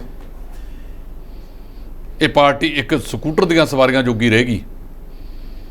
ਉਹ ਨੇ ਆਮ ਆਦਮੀ ਪਾਰਟੀ ਨੇ ਆਪਣੇ ਇੱਕ ਸਰਪੰਚ ਗੁਰਮੇਲ ਸਿੰਘ ਘਰਾਚੋਂ, ਜਿਹੜੇ ਚੰਗੇ ਪੜ੍ਹੇ ਲਿਖਿਆ MBA ਕਹਿੰਦੇ, ਉਹਨਾਂ ਨੂੰ ਮੈਦਾਨ 'ਚ ਲਿਆਂਦਾ ਵਾ। ਕਾਂਗਰਸ ਵੱਲੋਂ ਦਲਬੀਰ ਸਿੰਘ ਗੋਲਡੀ ਵਿਧਾਇਕ ਰਹੇ ਨੇ 5 ਸਾਲ 17 ਤੋਂ 22 ਤੱਕ, ਤੇ ਭਾਰਤੀ ਜਨਤਾ ਪਾਰਟੀ ਨੇ ਆ ਤਾਜ਼ੇ ਭਾਜਪਾਈ ਬਣਾਏ ਕੇਵਲ ਸਿੰਘ ਢਿੱਲੋਂ ਨੂੰ ਮੈਦਾਨ 'ਚ ਲੈ ਜਾਂਦਾ। ਬੜੀ ਲੋਕਾਂ 'ਚ ਹੋੜ ਪਈ ਆ, ਸਾਰੇ ਭਾਜਪਾ ਵੱਲ ਨੂੰ ਜਾ ਰਹੇ ਨੇ। ਅਸਲ ਕਾਰਨ ਕੀ ਹੈ? ਇਹ ਸਿਆਸੀ ਪਾਰਟੀਆਂ ਵਿਅਕਤੀਗਤ ਤੌਰ ਤੇ ਆਗੂ ਵੱਡੇ ਹੋ ਗਏ ਤੇ ਪਾਰਟੀਆਂ ਬੌਲੀਆਂ ਹੋ ਗਈਆਂ। ਇਹਨਾਂ ਪਾਰਟੀਆਂ ਦੇ ਵਿੱਚ ਜਦੋਂ ਅਸੂਲਾਂ ਦੀ ਰਾਜਨੀਤੀ ਨਾ ਰਹੇ, ਕਦਰਾਂ ਕੀਮਤਾਂ ਖਤਮ ਹੋ ਜਾਣ ਔਰ ਵਿਅਕਤੀਗਤ ਉੱਚਾ ਹੋ ਜਾਵੇ, ਫਿਰ ਪਾਰਟੀਆਂ ਦਾ ਕੋਈ ਮਾਇਨਾ ਨਹੀਂ ਰਹਿੰਦਾ। ਉਹ ਪਾਰਟੀਆਂ ਆਪਣੇ ਅਸੂਲਾਂ ਤੇ ਵੀ ਨਹੀਂ ਰਹੀਆਂ। ਕੋਈ ਸਮਾਂ ਹੁੰਦਾ ਸੀ ਜਦੋਂ ਵਰਕਰ ਦੀ ਕਦਰ ਹੁੰਦੀ ਸੀ, ਤੇ ਅੱਜ ਤਾਂ ਉਦੋਂ ਪਤਾ ਲੱਗਦਾ ਕਿ ਸਾਡਾ ਆਗੂ ਸਵੇਰੇ ਲਾਲ ਝੰਡਾ ਲੈ ਕੇ ਗਿਆ ਸੀ, ਸ਼ਾਮ ਨੂੰ ਪੀਲਾ ਲੈ ਕੇ ਆ ਗਿਆ, ਉਦੋਂ ਬਾਅਦ ਨੀਲਾ ਲਿਆਇਆ। ਤੇ ਵਰਕਰ ਕਿੱਥੇ ਜਾਣ? ਵਰਕਰਾਂ ਨੇ ਰਹਿਣਾ ਆਮ ਲੋਕਾਂ ਦੇ ਵਿੱਚ। ਆ ਜਿੰਨਿਆਂ ਨੇ ਹੁਣ ਪਾਲਾ ਬਦਲਿਆ, ਹੁਣ ਪਿੰਡਾਂ ਵਿੱਚ ਸ਼ਹਿਰਾਂ ਵਾਲਿਆਂ 'ਚ, ਇਹਨਾਂ ਦੇ ਪਿੱਛੇ ਲੋਕ ਬਦਲ ਜਾਣ। ਇਹਦੀ ਕੀ ਗਰੰਟੀ ਹੈ ਕਿ ਇਹ ਅਗਲੀਆਂ ਲੋਕ ਸਭਾ ਚੋਣਾਂ ਤੱਕ ਇਸੇ ਪਾਰਟੀ 'ਚ ਰਹਿਣਗੇ? ਉਦੋਂ ਬਦਲ ਜਾਣਗੇ ਤੇ ਫਿਰ ਜਦੋਂ ਦੁਬਾਰਾ ਵਿਧਾਨ ਸਭਾ ਦੀਆਂ ਚੋਣਾਂ ਆਈਆਂ 27 ਦੇ ਵਿੱਚ, ਤੇ ਉਦੋਂ ਉਹਨੂੰ ਵੀ ਤਲਾਂਜਲੀ ਦੇ ਜਾਣਗੇ। ਅਜੇ ਵੀ ਕੁਝ ਲੋਕਾਂ ਦੇ ਵਿੱਚ ਅਣਖ ਆਈ ਹੈ। ਇਹਨਾਂ ਨੇ ਤਾਂ ਜ਼ਮੀਰ ਤੇ ਅਣਖ ਦੋਨੇ ਆਪਣੀਆਂ ਬਰਬਾਦ ਕਰ ਲਈਆਂ ਨੇ। ਸੋ 5 ਧਿਰੀ ਮੁਕਾਬਲਾ ਹੈ। ਬਹੁਤ ਸਾਰੇ, ਅਸੀਂ ਨਹੀਂ ਕਹਿੰਦੇ, ਇਹ ਤਾਂ ਸੰਗਰੂਰ ਦੇ ਲੋਕਾਂ ਨੇ ਤੈਅ ਕਰਨਾ ਹੈ। ਕਈਆਂ ਦੇ ਵਿੱਚ ਇਹ ਗੱਲ ਚੱਲ ਰਹੀ ਹੈ ਕਿ ਜੇ ਮੁੱਖ ਮੁਕਾਬਲਾ ਉਹ ਸਿਮਰਨਜੀਤ ਸਿੰਘ ਮਾਨ ਦੀ ਪਾਰਟੀ ਤੇ ਆਮ ਆਦਮੀ ਪਾਰਟੀ ਦੇ ਗੁਰਮੇਲ ਸਿੰਘ ਦੇ ਵਿਚਕਾਰ ਹੈ। ਇਹ ਚਰਚਾ ਚੱਲਦੀ ਆ, ਅਸੀਂ ਇਸ ਗੱਲ ਦਾ ਪ੍ਰੋੜਤਾ ਨਹੀਂ ਕਰਦੇ। ਇਹ ਤਾਂ ਸੰਗਰੂਰ ਦੇ ਵੋਟਰਾਂ ਨੇ ਦੇਖਣਾ। ਹਾਂ, ਜਿਹੜਾ ਸਿੱਧੂ ਮੂਸੇਵਾਲੇ ਦਾ ਕਤਲ ਹੋਇਆ, ਜਿਹੜੀ ਨੌਜਵਾਨਤਾ ਹੈ, ਇਹ ਕੋਈ ਨਾ ਕੋਈ ਸੈੱਟ ਜ਼ਰੂਰ ਕਰੇਗੀ ਕਿ ਉਹਨਾਂ ਨੇ ਕਿਹੜੇ ਪਾਸੇ ਨੂੰ ਭੁਗਤਣਾ ਹੈ, ਸਰਕਾਰ ਦੇ ਹੱਕ 'ਚ ਭੁਗਤਣਾ ਹੈ ਜਾਂ ਕਿਸੇ ਹੋਰ ਪਾਰਟੀ ਦੇ ਹੱਕ 'ਚ ਭੁਗਤਣਾ। ਜੀ ਧੰਨਵਾਦ ਜੀ। ਇਹ ਸਨ ਸਾਡੇ ਨਾਲ D5 ਦੇ ਸੀਨੀਅਰ ਐਡੀਟਰ ਜਸਪਾਲ ਸਿੰਘ ਢਿੱਲੋਂ, ਜਿਨ੍ਹਾਂ ਨੇ ਵੱਖੋ ਵੱਖਰੇ ਮੁੱਦਿਆਂ ਤੇ ਚਰਚਾ ਕੀਤੀ। ਹੁਣ ਦੇਖਣਾ ਆਊਗਾ ਕਿ ਸਿੱਧੂ ਮੂਸੇਵਾਲਾ ਦੇ ਕਤਲकांड ਦੇ ਵਿੱਚ ਪੁਲਿਸ ਹੋਰ ਕਿੰਨਾ ਟਾਈਮ ਲਗਾਏਗੀ ਦੋਸ਼ੀਆਂ ਨੂੰ ਫੜਨ ਦੇ ਲਈ, ਕਿਉਂਕਿ ਪਰਿਵਾਰ ਬਾਰ-ਬਾਰ ਇਨਸਾਫ ਦੀ ਮੰਗ ਕਰ ਰਿਹਾ ਹੈ। ਤੁਸੀਂ ਦੇਖ ਰਹੇ ਹੋ D5 ਚੈਨਲ ਪੰਜਾਬੀ। ਧੰਨਵਾਦ।